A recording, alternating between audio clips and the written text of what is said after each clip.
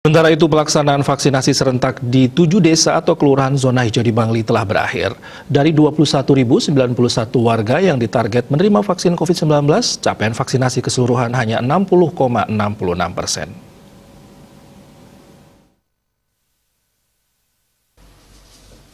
Humas Gugus Tugas Percepatan Penanganan COVID-19 Kabupaten Bangli, Iwayan Dirgayusa mengatakan, gertak vaksinasi di 7 desa kelurahan yang dilaksanakan sejak 6 Mei berjalan lancar sesuai rencana. Kendala yang dihadapi hanyalah jaringan internet yang lemah, namun hal itu sudah bisa teratasi. Jumlah warga di 7 desa kelurahan yang telah divaksin sekitar 60-66% dari jumlah target sasaran. Menurut Dirgayusa, ada beberapa kemungkinan mengapa ada 32% lebih warga yang tidak ikut vaksinasi dalam program gertak vaksinasi tersebut. Ia mengatakan kemungkinan ada yang berprofesi jadi guru, PNS, pejabat publik, sehingga sudah dapat vaksin lebih dulu.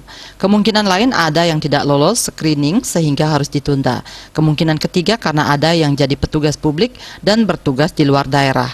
Mereka yang telah menerima vaksin pertama ini dijadwalkan menjalani vaksinasi dosis kedua pada Agustus atau 3 bulan dari sekarang.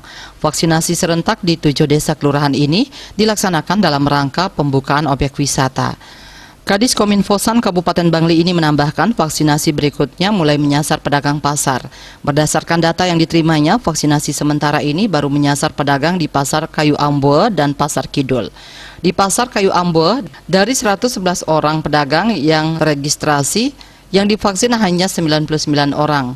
Sebanyak 12 lainnya tertunda karena sakit. Sedangkan di Pasar Kidul, dari 200 pedagang yang terdaftar yang menerima vaksin 183 orang.